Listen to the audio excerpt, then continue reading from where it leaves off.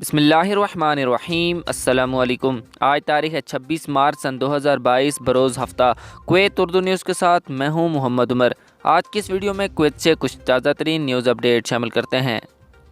سب سے پہلے کویت سے ایک اہم خبر شامل کرتے ہیں کہ کویت میں رہنے والے وہ تمام غیر ملکی تارکین وطن جن کا اقامہ ایکسپائر ہے یا وہ اللیگل طریقے سے کویت میں چھپ کر کام کرتے ہیں، ان کو چاہیے کہ وہ ان دنوں زیادہ محتاط رہیں، کیونکہ کویت میں رمضان تک سخت سکیورٹی چیکنگ ہو رہی ہے، جس میں تمام شاپس، بازار، سٹور، فیکٹریاں، بلڈنگ وغیرہ پر چھاپے مارے جا رہے ہیں تاکہ جہاں کہیں بھی اللیگل طریقے سے رہنے والے ملیں ان کو کویت سے ڈپورٹ کر دیا جائے۔ ابھی حال ہی میں کویت میں ایسے 107 لوگوں کو گرفتار کیا گیا ہے، جن میں 52 کے قریب ایسے تارکین وطن پکڑے گئے ہیں جن کا اقامہ ختم تھا یا ان کے پاس اقامہ تھا ہی نہیں۔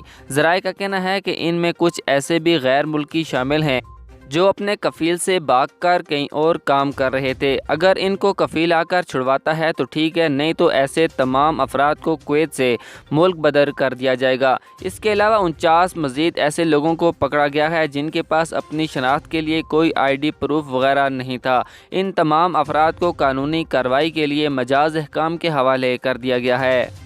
اگلی خبر شامل کرتے ہیں کہ کویت کی وزارت داخلہ کے سائبر سیکورٹی ڈپارٹمنٹ نے کویتی شہریوں اور غیر ملکیوں کو خبردار کیا ہے کہ دھوکہ دینے والے سیکورٹی ایجنسیوں کی نکالی کرتے ہوئے ان کے بینک ڈیٹا کو اپڈیٹ کرنے کو کہتے ہیں، جو کہ ان کے بینک ڈیٹا کو اپڈیٹ کرنے کی آڑ میں ان کے رقوم کو چوری کرنے کا باعث بنتے ہیں۔ ایسے لوگوں سے بچیں۔ اگر کسی بھی شخص کو اس قسم کا کوئی میسج یا کال موصول ہوتی ہے تو وہ ان کا جواب نہ دیں، کیونکہ یہ لوگوں کے بینک ڈیٹا کو چوری کر کے رقم نکلوا لیتے ہیں۔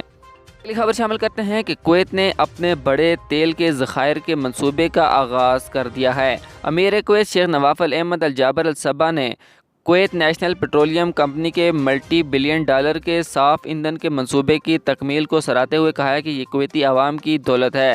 میں اس منصوبے کی تکمیل کو کویتی عوام کو مبارکباد پیش کرتا ہوں کہ KNPC کی اس پروجیکٹ کی افتتاحی تقریب، جو کہ اب مکمل طور پر کام کر رہا ہے، میں امیر کویت کے ساتھ ولی عہد شہزادہ شیخ مشعل احمد الجابر الصباح بھی موجود